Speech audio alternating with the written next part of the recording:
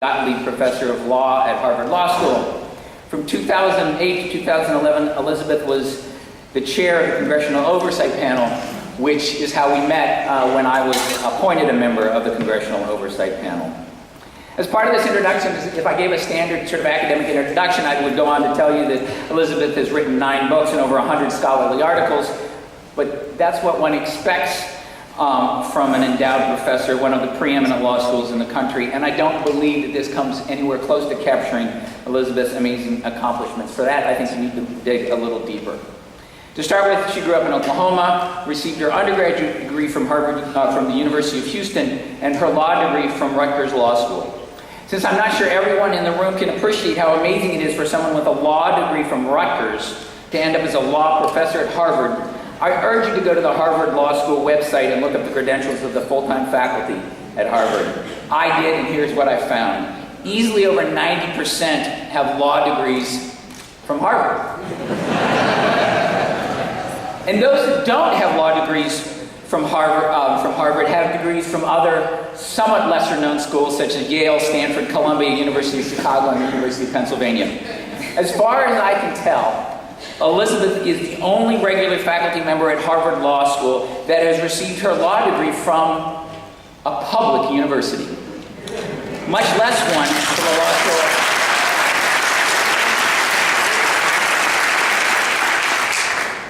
However, there are many other things that Elizabeth has accomplished that distinguish her even from her, the other distinguished scholars at Harvard Law School. First, the National Law Journal named her one of the most influential lawyers of the decade.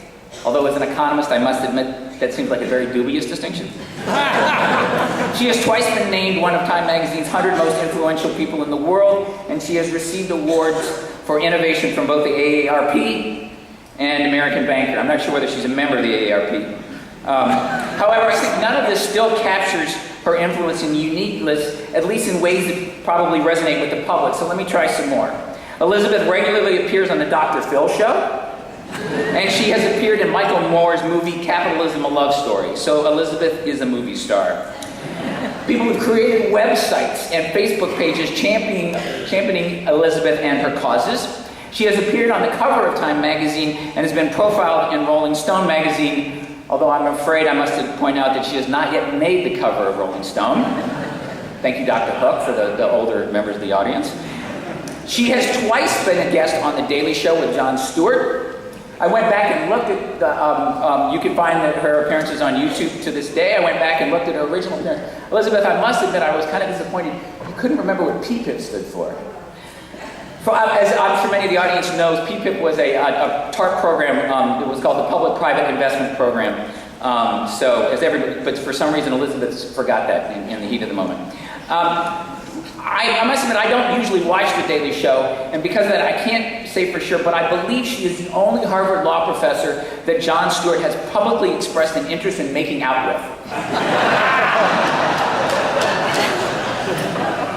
She is also the only Harvard law professor that I know of to be the subject of a rap video. If you don't believe me, just Google Elizabeth Warren rap video and you will get a link to the YouTube video. Okay, I lied, I'm sorry. There is a rap video about former Harvard law professor and current Supreme Court Justice Elena Kagan, but the rap video about Elizabeth is much, much cooler. All of this attention devoted to a person from Oklahoma who graduated from Rutgers Law School is truly amazing. Prior to agreeing to serve on the Congressional Oversight Panel, I called around to friends and acquaintances that are much more politically connected than me, hard to imagine, to ask about the panel and its members. I'm sure this will come as no surprise to anybody in the room, but there is actually a diversity of opinion about Elizabeth. Given that, let me give you my opinion. Given that Elizabeth was appointed to the panel by Senate Majority Leader Harry Reid, and I agreed to come to UK and tell us about her work at the Consumer Financial Protection Bureau, please join me in welcoming my good friend Elizabeth Warren to the University of Kentucky.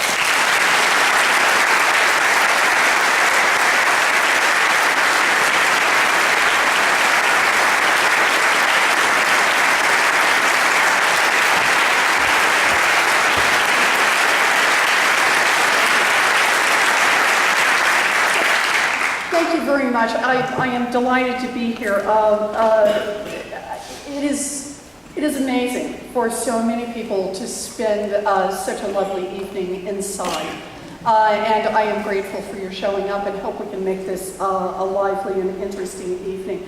I want to thank the Dean. I want to thank Ken for your warm hospitality.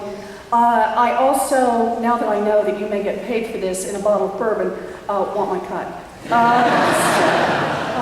I'm nobody's fool. So what I want to do, good, this is going to work. What I want to do this evening is I want to talk with you just a little bit about some data and just a little bit about some public policy and see if maybe out of that we get some kind of lively and interesting discussion going.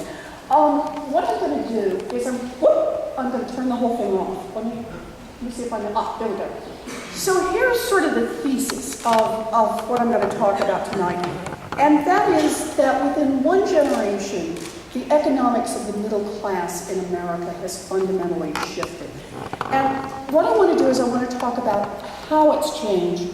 And then I want to talk a little bit about something that's very current for me and very important for me, and that is how that fits into this new consumer agency that we're trying to build in Washington. I want to be careful as I do this, like all good careful academics. I want to talk about some data about things that are. And there are places where you may want to draw causal inferences. And I think sometimes we can do that, and we can talk about that near the end. But by and large, it's hard to know which way the causal arrows run in this. And like all good empiricists, never wanting to overclaim that. So I'm going to just talk about some data and about what they look like and what they might tell us about how the world has changed. So where this story starts, it starts with when we first start getting some good data about single men's earnings, how much a man in the United States earns. And by the way, all the numbers I'll do up here are going to be adjusted for inflation, so you don't have to adjust for that. They're all in constant $2010, so you can play this out. And here's how the story goes. This is from 1955, which is when we first pick up the first post-war good data on this. And it goes through 1973, and you can see that what's happening is year over year, that men are making more money. They are getting ever more income. And that what happens is that married couples, that's the line above, the blue line, is keeping pace with that. So married couples are earning more because men are earning more. These are mostly one-earner families. You notice that, by the way, the income line is a little higher for married couples. These are all median incomes. Why does that happen? Well, it actually turns out that married men make a little more money than single men do. So when you mix married and single together, you get a little lower median income. Why? That's partly because you cut out the youngest men who have entered the labor force and therefore have lower wages. It's also the case that married men are slightly better educated, particularly during this time period. And who knows, maybe with a spouse they work harder. For whatever reasons, they seem to do a little better on the earnings front. Okay, so that's what the world looks like up until the early 1970s. And then something happens in around 1973. And that is, this is still a male, a fully employed male. And we're only comparing fully employed to fully employed here. A fully employed male's wages just flatten out. And they stay flat all the way on through the present, effectively, statistically speaking. In fact, I picked the peak there in 1973 in today's dollars. A fully employed male was making about $49,485. And a fully employed male today is making about $49,164. In other words, about $321 less than his father was making a generation ago. So what happened to married couples? Well, married couples actually kept the growth line up, although you notice it's ragged, but they kept the growth line up. How did they keep the growth line up? We all know the answer to that. They started sending more people into the workforce. And they kept doing it over time, median kept rising. This is the result of the shift that took place over one generation from being a one-income family to being a two-income family. Now, the consequence of this, though, notice the difference. It's not only that one kept rising and when one flattened out, the difference back in 1955 between what married couples at the median were earning and what a single employed male was earning was about $2,500 in today's dollars. The difference by the time you reach 2009 is $22,500. So notice a much, much bigger gap. And that brings me to the first conclusion here, and that is, how have household finances changed significantly? Well, the first one is the income composition shifted. So every time from now on you're reading the New York Times and you see one of these things that says household income, and household income has continued to go up. Remember, it continued to go up for two very different reasons. Before the early 1970s, it went up because a fully employed male earned a lot more money. After the 1970s, it went up only if they could put two people into the workforce. Now, why would that composition matter, the shift in the composition? As long as income goes up, why would anybody care? Well, let me just throw out 2 or 3 ideas you might want to think about. One is a cost idea. How much does it cost to produce one income versus how much does it cost to produce 2 incomes? That is, if this is a couple, for example, with children, childcare now has to enter the equation in order to produce that continually rising income. Transportation costs, lunches, clothes, all the things that go into putting 2 people into the workforce. It also changes the risk composition of the family. That family that we were looking at a minute ago, up on the blue line, has very different risk composition by the time you hit the 2000s than it had back in the early 1970s. And that is, they've lost the backup worker, what's known as the added worker effect. So one of the things that labor economists have studied for a long time is that when the primary worker is out of work, what's one of the consequences? And that is the backup worker, if it's a married couple, goes into the workforce. The result of that is that, well, with a combination of unemployment and a second income, you've at least got a chance. The dip is not quite so low. And the possibility that the second worker can stay in the workforce a little bit longer and sort of over-earn to make up for the fact that there was a period of dip. That's obviously lost when you've already put everybody into the workforce, there's no added worker to put in.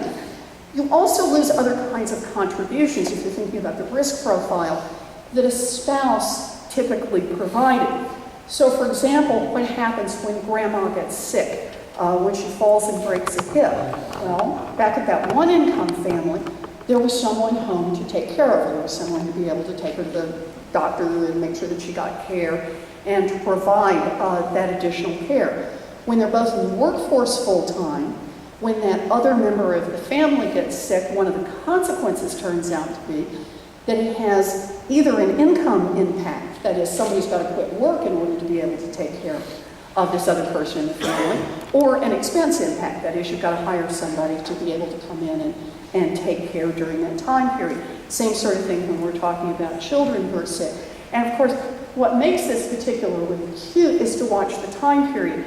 These occur at the very same time that one way that we accomplish savings in the healthcare field is to change how long people stay in the hospital for, is provided in a public setting, is provided somewhere else, and how much of it is home. You know, one of the principal cost savings devices in the healthcare system is to send people home. It actually has a phrase in hospitals, quicker and sicker, with the notion that someone at home will be there to take care of them. And back when my daughter was born a generation ago, an ordinary healthy delivery merited for the mother 5 full days in the hospital, and C-section merited 10 full days in the hospital of somebody else to do nothing but take care of mama and baby. As we now know, an ordinary healthy delivery, if you're lucky, merits 24 hours in many parts of the world, in many parts of this country. So one of the consequences has been, in terms of risk, is that we've lost these additional contributions that make the family a more economically stable unit. The third one I just want to note was the one I noted about the differentiation, is that we have also created a much sharper differentiation between one-earner and two-earner households. So that turns out to have a real impact. Sometimes it's a family that has 2 potential earners, and one has decided to stay at home and one has decided to go into the workforce. But think about it in terms of single-parent households. I once got on an airplane and sat down next to someone who was reading my book. You know, it's like every academic's dream, right? I will tell you, it's your dream until it happens to you, because then you look down and think, So do you really look at this person and say, so what do you think? You know. And I thought, yeah, what's the worst that can happen? You know, this is what lifetime tenure does for you, you know. So the person hates it, I'll just say, yeah, you're right, and just move on. But it was very interesting. I was sitting next to a woman who had a professional job who was divorced. And she made the point. She said, I can get out there, I earn a good living, I get some money from child support. She said, for my 2 children. So the problem is I can't compete against a 2-income household. So if we're buying that same package of middle-class goods and services, she said, I just basically can't do it. That was a very interesting point. Okay, so that was my first point. Income composition shifted, and it has all kinds of implications for the family. Second point about what's changed, and this is one about savings in the United States. We've gone from a 1-income to a 2-income household, but notice what the savings line looks like. Back in 1973, same place where we started in this dip that we hit in, or flattening of male wages, the typical 1-income family was saving 10.5% of its income year over year. Think about that. They were taking 2-week vacations and saving 10% of their income on one salary. By the time we hit the late 2000s, now you can kind of see the low point in there, where we hit about 1.5% on the savings rate. It has only been in this recent recession that we've seen it jump back up, where we've seen families retrench on spending. A couple of points I just want to make about this is the shaded areas are recessions. And you notice that for all but the first one, all but the one in 73, every time we hit recession, savings rate goes up. And reason for that, people retrench on purchasing. And so when you retrench on purchasing, the way the savings rate is calculated means by definition the savings rate has gone up. And I just want to make sure everybody understands that savings rate. It's not that they go around and count how many dollars people have in passport savings or certificates of deposit or even stock.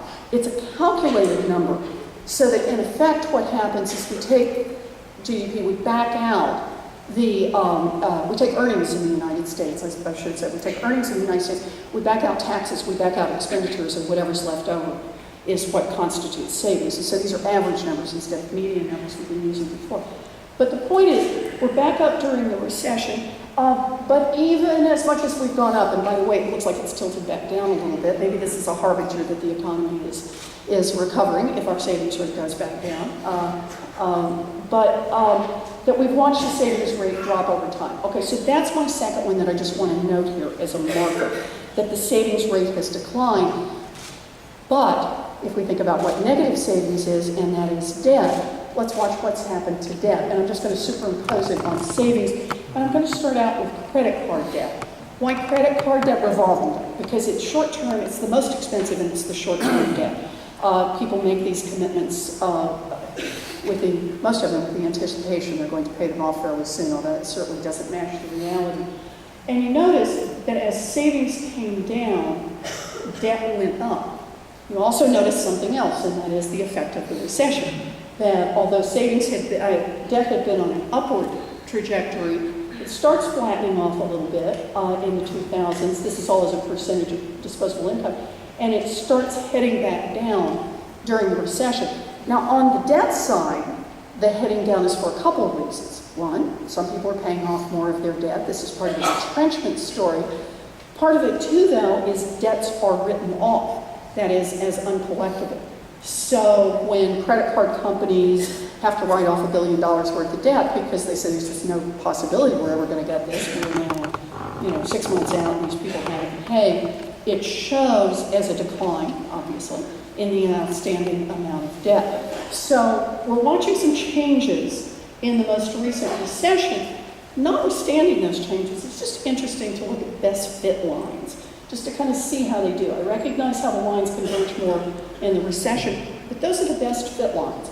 That is, that savings went down, debt went up. Another way visually to take a look at that is the blue bars up here are savings. On the left is 1973, on the right is 2010. The red bars are debt. And you notice the difference in what the family profile looks like. When I say debt here, again, I'm just sticking with revolving debt.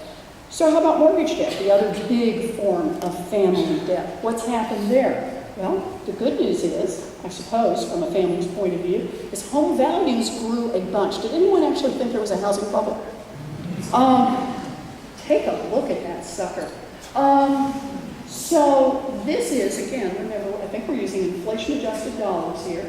So 1973, how much housing value do we have in the United States? About $5.7 trillion. Notice it hits a peak in 2006 at about, for those of you in the back, if you can't see, it's about 25 trillion. It certainly has come back down to about 16.4 trillion by 2010, but even at 16.4 trillion, it's a heck of a lot of housing value relative to where we were a generation ago.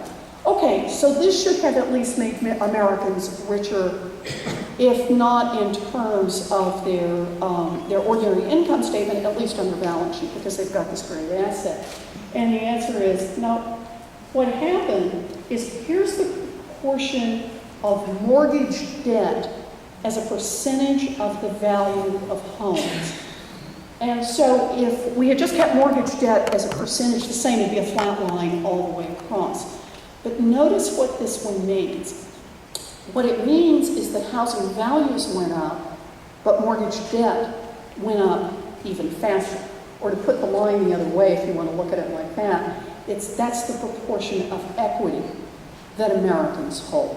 That is, it kept going down even as the homes that Americans owned kept going up. Now, these numbers may surprise some people. I just want to point out how much equity Americans have in their homes. You notice the number over 1973 is nearly 70%, 69.5% of the value of homes. I just want to remind you, when you're thinking about this, you've always got to look at homes over, as we're trying to do all the way through this, kind of long arc, but also long arc of a lifetime. Many older Americans, in fact, for a long time, the overwhelming majority of older Americans own their own homes in full. And home ownership is one of those things that tends to go up as you get older until you get to the very end of your life, tends to go up and go up over time. Once people move into homes, they tend to stay in homes forever. And the long-term pattern had been people lived in their homes, they built up equity. Even first-time home buyers back in 1973, median first-time home buyer in buying a home. By the time, I think it's by the time we had 2003, anybody want to guess what the median first-time home buyer was putting down as a percentage? Zero. Okay? So what happened to home equity?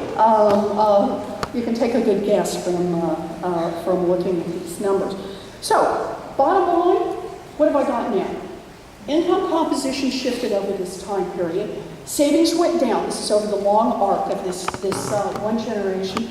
And debt increased. I take all these to say that families, middle-class families, because we're mostly dealing at the median here, medians and sometimes averages, because that's what we've got to do with the data, made families more vulnerable economically. So these three things are going on simultaneously in this time period. Now, something else happened at the same time, and that is the rules of the game changed. The laws governing borrowing changed for American consumers. And so I just want to talk about this so you kind of get the long arc of how this works. There's sort of three time periods in consumer credit. The first time period is 14th century BC Code of Hammurabi to 1980. It's a very long time period. But I'm really serious about it. The reason I want you to think about this is if I have any good biblical scholars in the audience, you'll know what I'm talking about, and that's usury. That there were usury laws. There were usury laws back in the Code of Hammurabi. They're scattered all the way throughout the Bible. They first appear in Deuteronomy in talking about usury. And usury, as we know, it's a cap on how much it is that someone can charge when they're lending money. There are lots of different ways it's worked. There have been usury laws in consumer context, but not in business context, sometimes in all contexts. A lot of variations on it. But the bottom line was that usury laws had one important impact, and that was however you built your business model, you're going to bump into a cap, especially if the usury model was pretty low. Now, it's not to say usury models were great.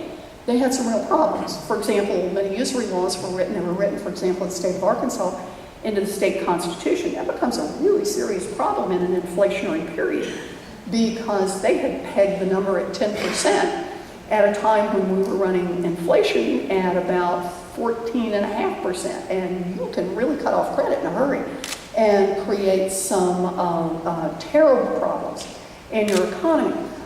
So it's not to say that usury was perfect, but the point is, it was the first consumer protection. That's what it was there for. It was designed to be a form of consumer protection, and it had a real impact on how consumer credit products were designed, because they were designed around the notion.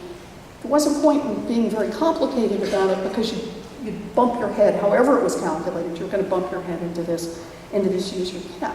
Now, for a whole bunch of reasons that we could talk about if you wanted to do a whole law lecture on it, what happened in 1980 is that 1979 and 1980, there are kind of two different parts in the law, but in many ways, the effectiveness of the usury laws were sharply undercut.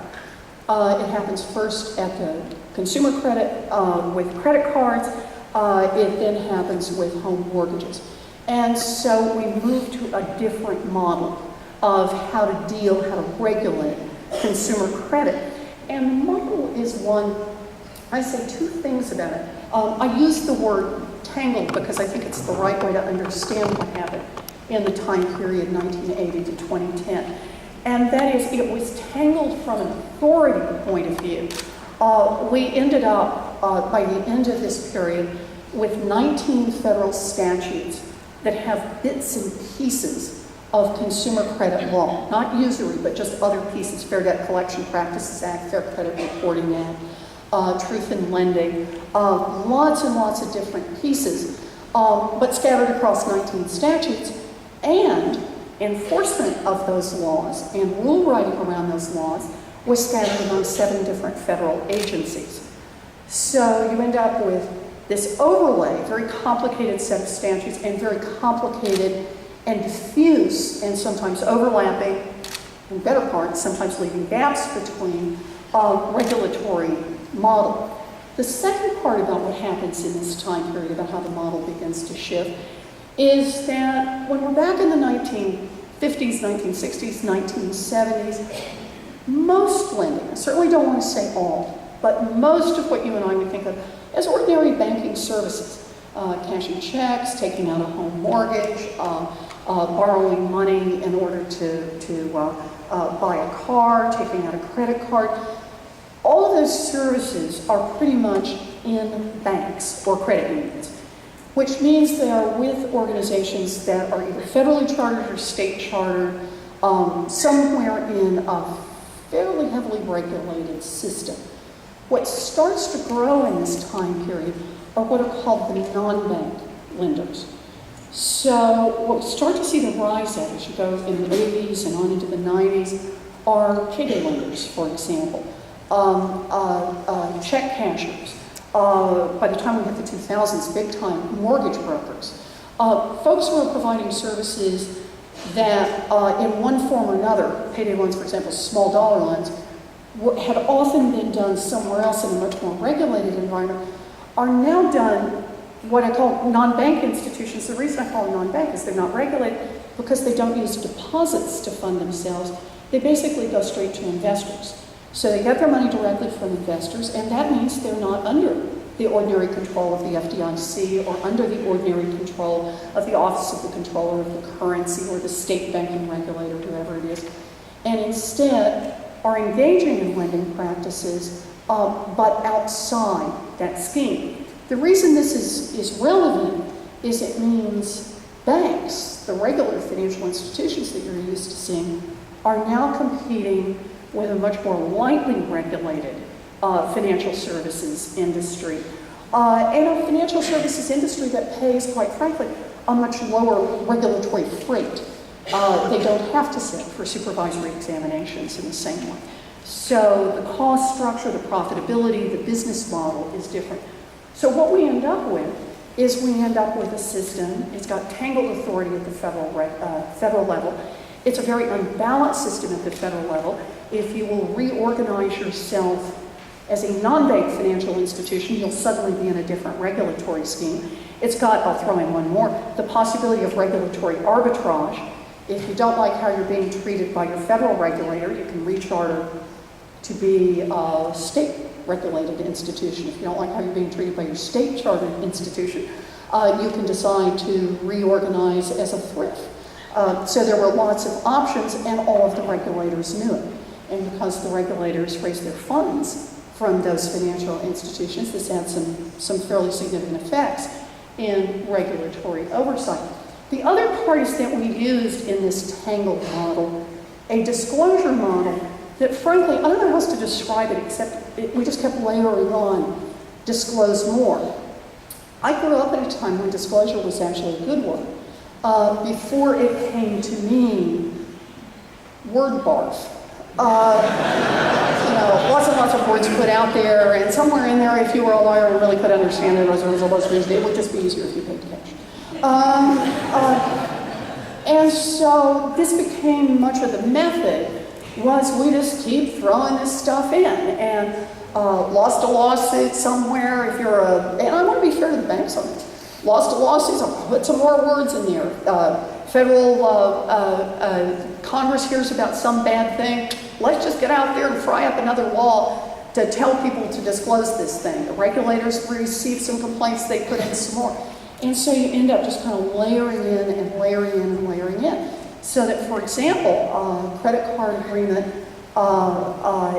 1980, that's a page and a half long, grows to more than 30 pages by the time you hit the mid-2000s, 2005, 2008.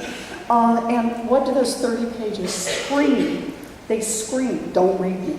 This could hurt your eyes if you try to read this. So, what happens over this period of time? One more little piece I want to put in here is the products themselves start to shift. You're not surprised. You change the legal rules. At the start of this, we're in a highly inflationary period. And what happens? The product itself starts to morph. So, usury caps are gone. We're in this kind of complicated disclosure. We're in a world in which you have very unlevel playing fields. You've got places where people are overregulated. You've got places where people are underregulated. And what walks into that are folks who begin to figure out that there's a different model that you can use. Back in the days of usury, remember I said you kind of bump your head. So products are pretty straightforward during that period of time. Now we roll to a time when you start to say, wait a minute, we're in a competitive market now. We want to get out there. We want to attract new customers. That sounds great. I'm glad to hear that. Sounds like a good thing. But credit cards are where this starts. Credit card issuers begin to discover, if we compete straight up on interest rate, the market gets fairly competitive after a while. We actually, this has been fun to track. You watch interest rates go up as soon as they can. They don't seem to come down quite as quickly as cost of funds come down. There's some stickiness around this. But here's what happens. They do start to come down. People start to pay attention to interest rates, just exactly as we would expect. But what starts to happen is, especially as you get into the 1990s, more card issuers start to figure out that they can make revenues back on the back end. So lower the interest rate on the front end, because that's what the customer pays attention to. So go from 17.9% down to 14.9%, down to 9.9%, down to 5.9%. Okay, we're going low. Down to 3.9, 2.9, right? 0. We will actually give it away. Why? No one thinks the business model was that they're really giving this away, right? The business model is because we'll get it on the back end. We'll get it in fees, we'll get it in repricing, we'll get it in penalties. We're going to count on the fact that some significant number of you are going to end up paying this some other way in the game. So we end up with something called front-end, back-end pricing. That has two really important consequences. And that is, can consumers now ask the basic questions they need to be able to ask in a competitive marketplace? First one is, can I afford this? Simple product, you can see the price right up front, you ought to be able to tell whether or not you can afford this. Instead, a world in which you got a lot of moving parts, and well, it might be free, but then again, it might be really, really expensive depending on 16 other places the ball moves around. It's really hard for consumers to be able to do this. And by the way, I should point out, this pattern starts in credit cards, but it morphs. And it morphs throughout the industry. And I knew the one when you know you're in trouble is when you start to see teaser rate mortgages that were built on the model of teaser rate credit cards, right? Low price on the front end, because at the 25th month, it's not just that the amount that you have to pay goes up extraordinarily. It's the recognition you're going to have to you're going to have to prepay this thing. Whether you do it through refinancing or whether you do it because you have to sell the house, you're going to have some kind of event by the 24th month because you can't hang on to this house at what's going to happen to the payment structure. That's how people were qualified. They were qualified down on that low, and they're not going to qualify up on the high. So there's a big event coming, and what was associated with that big event? A big, fat, juicy prepayment penalty. And when you've got big, fat, juicy prepayment penalties, front and back end pricing turns out to be enormously profitable. Okay, but very hard for customers up front to ask that basic question, can I afford this? Second one that really is hard on front and back end pricing is this really the best deal? Can I get a better deal somewhere else? It's hard. And I would ask anybody in this room to sit down with 4 credit card agreements and compare them to each other and tell me which one's cheaper. Too many moving parts in here, right? To know which one's cheaper, which one's more expensive, which one's riskier, which one's not. The consequence of that, though, is not only what it does to families individually, it's what it does to the marketplace. It means that the usual competitive effects, that is, good products are rewarded and bad products are driven out, starts to disappear from the system. Instead, competition moves into how many more things can I hide back in the fine print that nobody will actually notice, and I can use it to up the revenue without losing any of my customers. So we end up with a market that stops working. Doesn't work for consumers, and by the way, I should point out, it doesn't work for a lot of competitors. You know, there are many competitors who aren't going to be able to engage in this kind of pricing practice, and I want to single out here community banks, credit unions, people have real franchise value in staying in one location, can't engage in hit and run. Those are the folks who are going to have real trouble here, because by and large, they have to upfront price, and yet on an upfront to upfront, they can often look far more expensive than either their lightly regulated competitors or their competitors who are also banking institutions but are willing to engage in front and back end pricing. So they get caught in a bit of a cycle, and that is they can either engage in tricky pricing or they can just lose a lot of business over time. Okay, so that's how we've got now. Here comes my story, and I'll start to wrap this story around, I hope, without taking way too long. And that is to say, 4 things happened simultaneously. Income composition shifted, savings declined, debt increased, and the laws governing borrowing changed. Okay, so the rules, I just talked about this, change in this period of time. I now want to add the third one, the Consumer Financial Protection Bill. This is the third time period. And this is going to be what happens 2011 and forward. So what can the consumer agency do? Can it have any effect on any part of this? So here comes the first part of the answer. It can't fix it all. There's no doubt about that. But it might be able to fix part of it. And maybe it's better to repair one of the holes in the bottom of the boat, even if you can't fix them all. So let's talk about what it might be able to do. Well, the first thing it might be able to do is it might be able to stop the tangle. And that's what the picture is. We used to have 7 agencies presiding over these 19 different statutes. You stick them all in one place now. Does that have the effect of reducing the tangle? Well, I'll give you a very short example of that. There's something known as the TILA form and something known as the RESPA form. For anyone who's ever done a mortgage closing, either as a banker or on the receiving end, as somebody buying a home, this is one of the many documents that were in the sign here, sign here, sign here that you didn't read. These are forms, I am told by community bankers, that have about an 80% overlap in terms of content, but they still have to be carefully filled out. And they are complicated enough that even though there's a large overlap in terms of content, nonetheless, you really have to be careful in every line, and they have different computations in them. And there are real regulatory consequences if you don't get it right. Bankers actually get in trouble for not getting it right. Regulators come in, they check these things, and they got to go back and fill them out if they have them wrong. If they do have them wrong, they can be written up. They can really get us in trouble for this. So it has some compliance cost associated with this. How much value to the consumer? You tell me how much value it brought you to sign here, and sign here. They come way too late in the process and are far too complicated. That's part of the problem here. So what are we going to do at the consumer agency? Forgive me. Well, let me say one thing. The government's actually been onto this. They recognize there's a problem here. The bankers have pointed this out to the federal government. So there have been negotiations going on to cause those two forms to be brought together. Those negotiations have been going on for a little while, more than 15 years. Just to bring these two forms together and merge them. 15 years. Think about this. People have met, fallen in love, gotten married, had children.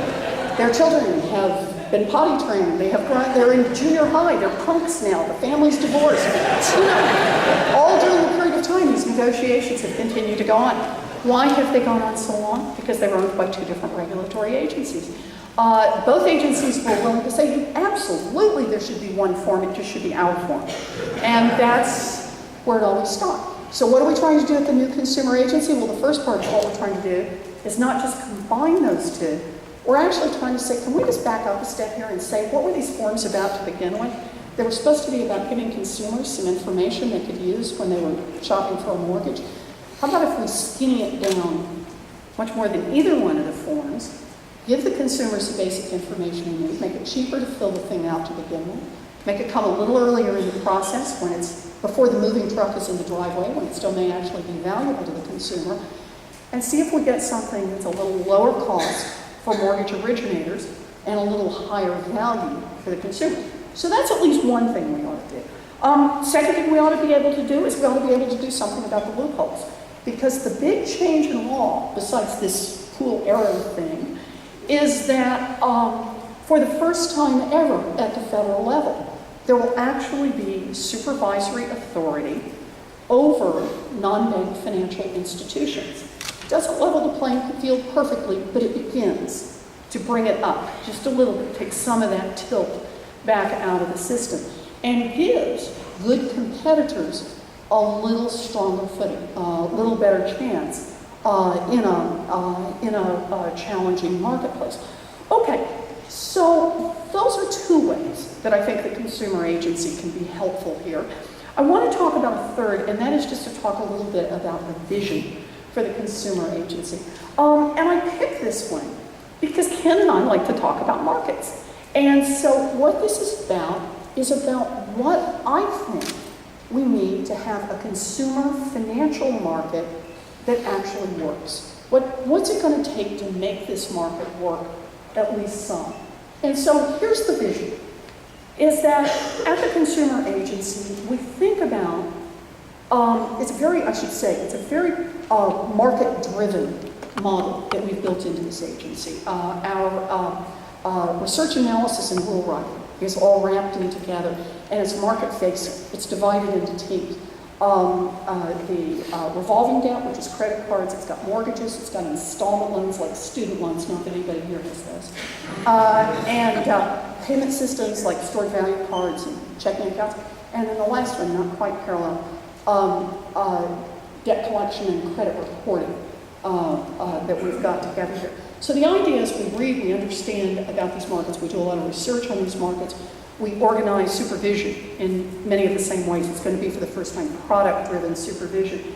As we do these, and by the way, I should just go ahead while I'm doing it and do kind of the third leg of the stool, we also will be doing education, consumer education. So what's the vision of what it takes to make a market work? Well, the first one is the prices ought to be clear. It ought to be clear to consumers what you're paying for something. Whether it's a credit card, whether it's a mortgage, whether it's a student loan, it ought to be clear what the thing costs. The second one is the risks ought to be pretty easy to see.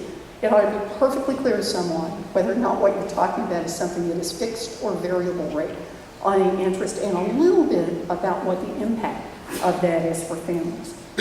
The third part, I think it's related to this, is the fine print isn't hiding any of the terms or any tricks. You know, I always worry about, I think one of the most dangerous things about fine print is not what's in the fine print itself. It's like shrubbery where muggers can hide out.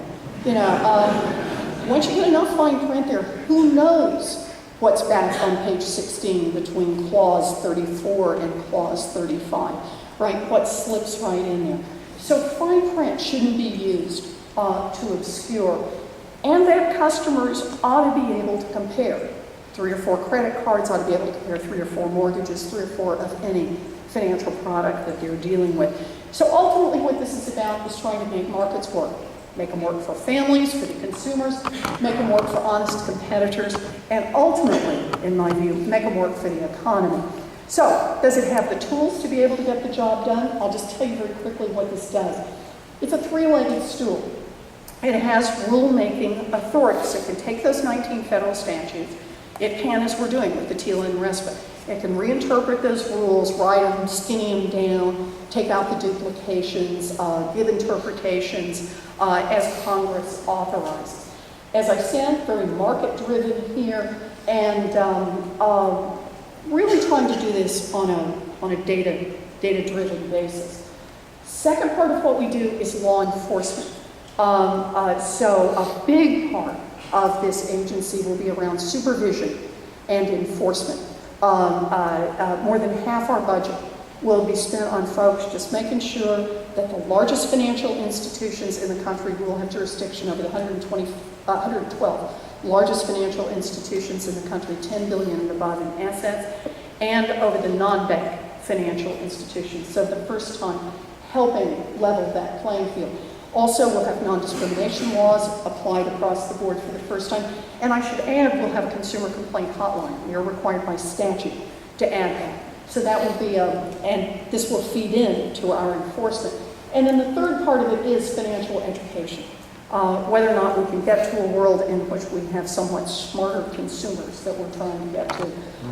Again, the 2 things I can say about this, I really want to push for on this, is that we have evidence-based financial education. I am a believer that we measure financial education by whether or not it actually changes outcomes rather than by the number of people who took the course.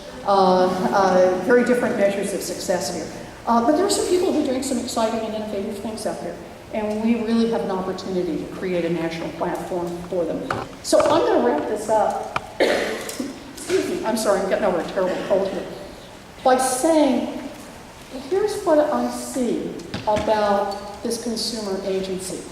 A lot of things have changed in the economics of the middle class over the last generation for a lot of different reasons that we could talk about. I think we're still trying to unpack and unthread parts of it. What I try to do is just talk about it, because a lot of people haven't paid much attention to what's been happening here in the middle. But the part, because I grew up in law, I'm a law professor, it's the tool I know, is to think about these changes in the law and how the changes in the law intersect with the economic health of middle-class America.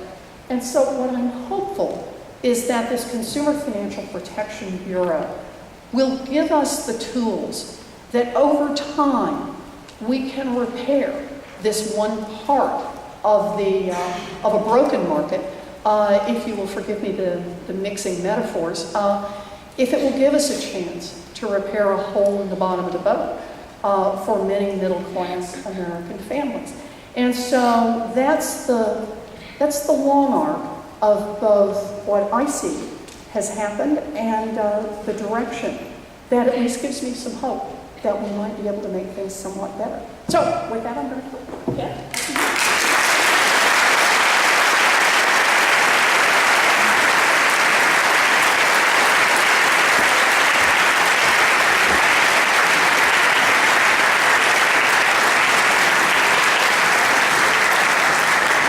Thank you, Elizabeth. Ushers are walking through collecting cards. A couple of things I'd like to add while they collect your cards, if you have any questions. 2 things I didn't add about Elizabeth that maybe you discovered first, she used to be a Sunday school teacher. It's true. And secondly, she's married to a historian. So, and another thing about bourbon, we did have a final wrap-up party for this oversight panel that we were on. And as the Kentuckian, I was tasked with making mint juleps. And I want you to know I turned a lot of people on in D.C. onto mint juleps. And so we have a lot more mint julep drinkers in D.C. But Elizabeth, I believe, had an engagement at the White House that night. So she was not able to partake of the mint julep. So she did have the opportunity to get some of my brandy, or bourbon, excuse me. But we'll get her some more later. And I guess since I'm an academic, and that means I get to ask questions too.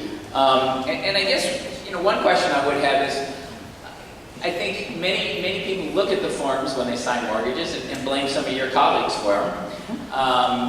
Presumably, as you indicated, a lot of the complicatedness of these forms come from litigation that were prompted by lawyers. How are we going to protect, if we simplify these forms and take out, presumably a lot of that's there to protect companies against lawsuits, how do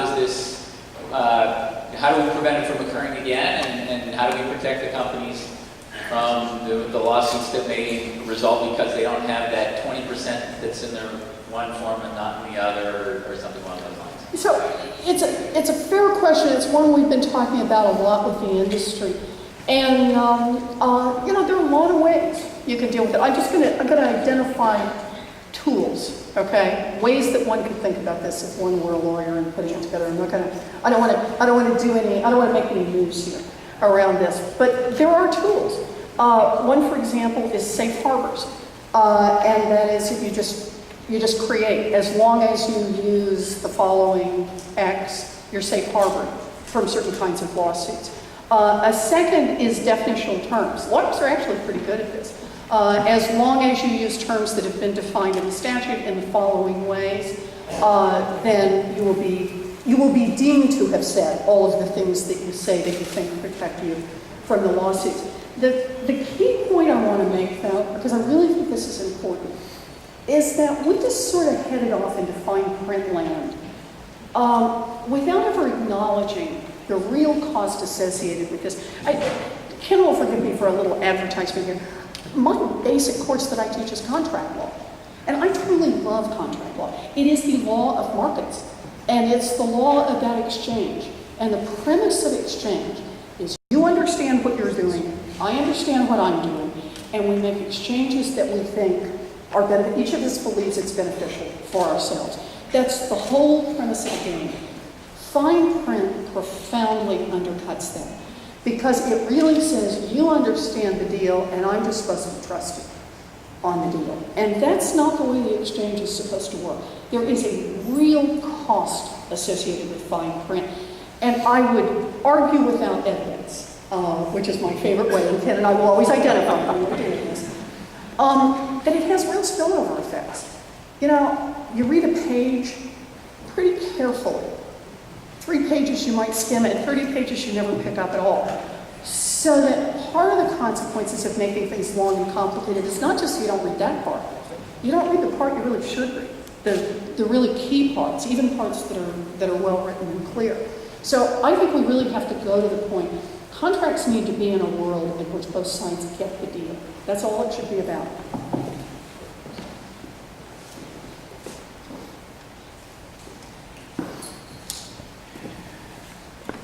Okay, and now I have some questions from the audience. And so one, do you believe that a lack of financial education and literacy at schools has played a key role in the decline of the middle class?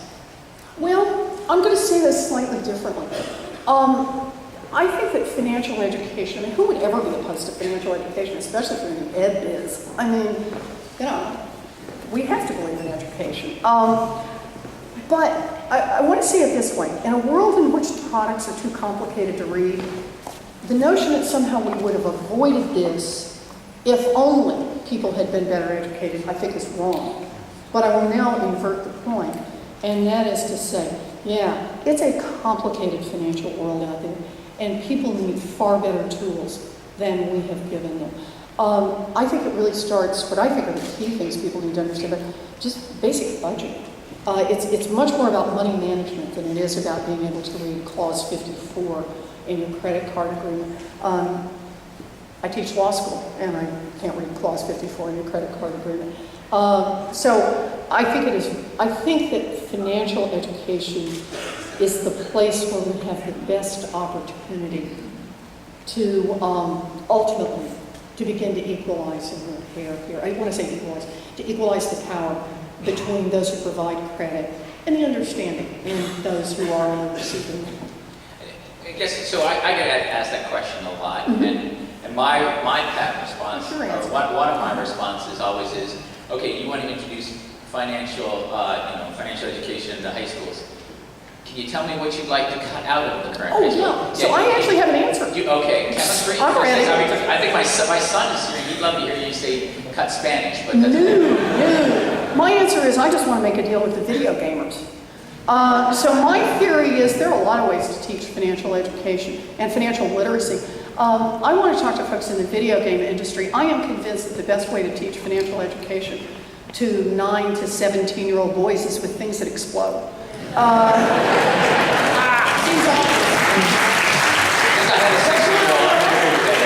do it on your own, right? But we really have to think, come on, Ken, we have to think much more creatively about this on what financial education is, because it's all the way through life.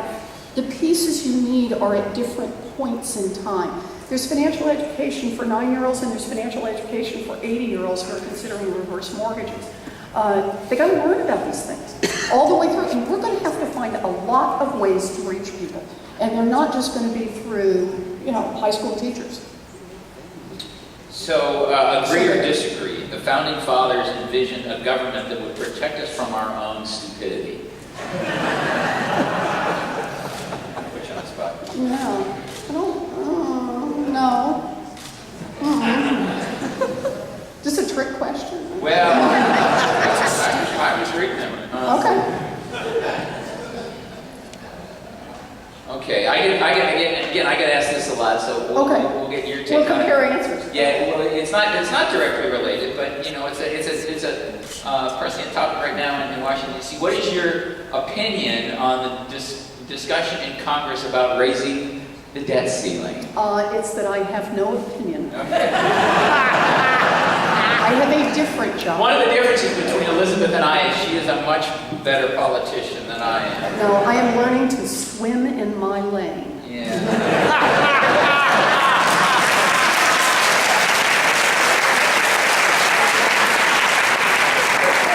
Okay, here's a topic that's probably of interest to many people in the room. Do you think it would be wise to once again nullify student loan debt when individuals declare bankruptcy? Well, the student loan problem in bankruptcy, there really is. I always teach bankruptcy as a profound course in values. In law school, I teach contracts and I teach bankruptcy, which I teach are the alpha and omega of law. Contracts, you put it together and you make it legally enforceable. Bankruptcy are the places where we say, but sometimes under extraordinary circumstances, we take it back apart.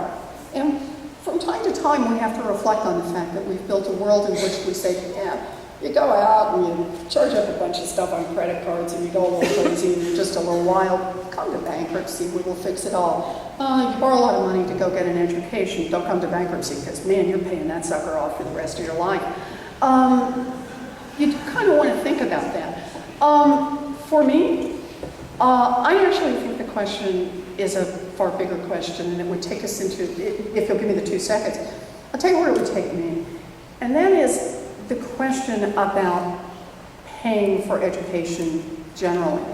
At the change between the 19th and 20th century, effectively as a country, we began to realize we needed people with high school diplomas, or not diplomas, high school education. We needed workers who were no longer going to be agrarian workers and who could get by with barely able to read and write their own name. We needed people who could do basic math computations, who could read safety labels, who were better educated and made for a better workforce and a more productive country as a result. And so we said, go to high school, and high school will be free for you. As we switch from the 20th to the 21st century, effectively we have said, if you want to be part of the middle class, you're going to need a college diploma. That's the message we keep driving forward, that people need to get better educated, good for the whole country. But we now say, pay for it yourself. And I understand the investment point.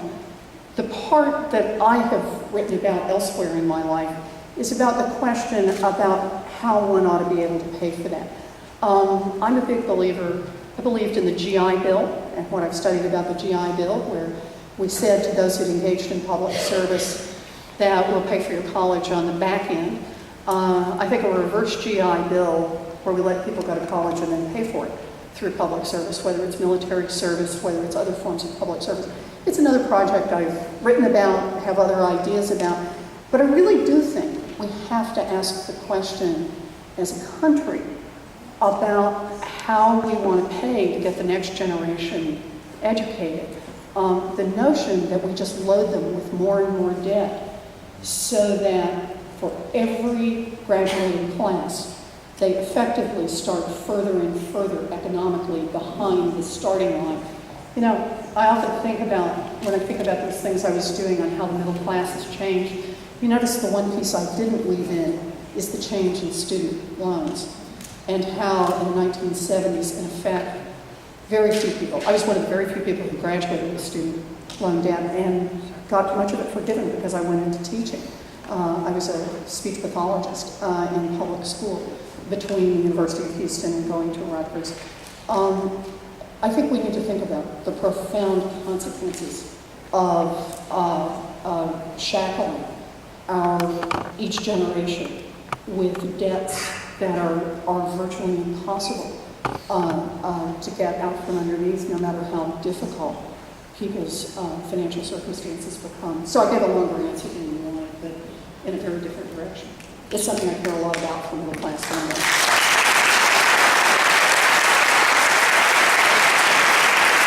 I'm a real problem, you know, because I would go to Washington and fix a bunch of things. I have all these ideas. Oh, hey, I got something else I would do. Yeah, go ahead. Okay, so you talked about competition, but if there is competition among credit suppliers, it seems that they would compete on clarity of the agreement. In fact, there is evidence that this occurs. Please comment. Well, I'd like to know what the evidence is. I can't comment on it because I haven't seen it. In fact, I'll tell you a story. Allied Bank. I'm sorry? Allied Bank. Allied Bank. I'll tell you the story around this, and that's the story of a major credit card issuer who announced back during the debate, some of you may remember a couple of years ago, a thing passed called the Card Act. While the Card Act was being debated, it was about credit card practices. One of the credit card practices that was just being hammered on was universal default. And so the idea behind universal default is you make your payments to your credit card company, but you get into a dispute or you have a financial problem and you don't pay some other creditor. Your credit card company then raises your interest rate from the 7.9 you were promised under the contract to 29.9 default rate of interest. And so people are coming in and testifying, you're just raising paying better. So a major credit card issuer stands up and says, we hereby renounce universal default. Hot dog, right? And I want to point out, they got a lot of what's called earned media, best kind of media. Folks stood up with them from Congress and said, whoa, market works, markets heal itself, markets repair. Except that about 6 months later, some hapless vice president gets pushed out very quietly in front of the cameras to say, we're going to start doing universal default again. And here's what was interesting. Not that they changed positions, companies' plans, but here was the explanation. I'm just paraphrasing slightly. The credit card agreements are so complicated that when we dropped universal default, nobody could tell. So we didn't get any additional customers out of it. So as a result, all we're doing is just giving up revenues and not getting anything in return. The classic description of a non-competitive market, a market that's not working. So we really don't see any choice except to go back to a world in which we use universal default just like everyone else. And that's what the company did, and then Congress turned around and outlawed it because they figured that was the only way to get rid of the practice. It's very hard, credibly, to come forward as the clean guys in a world in which the products are so complicated that consumers can't see them. Okay, I think here's a question you have, you might know a little about. We'll see whether you want to answer it. What is being done to regulate mortgage foreclosures? Well, so here's where the state of law stands on that, and that is mortgage foreclosures. I actually teach about mortgage foreclosures when I'm really in my real life, about mortgage foreclosures and about Article 9 of the Uniform Commercial Code, where you take back non-real property, chattels, real stuff. Anyway, the short version is mortgage foreclosures are largely governed by state law. There are then some federal law issue overlays.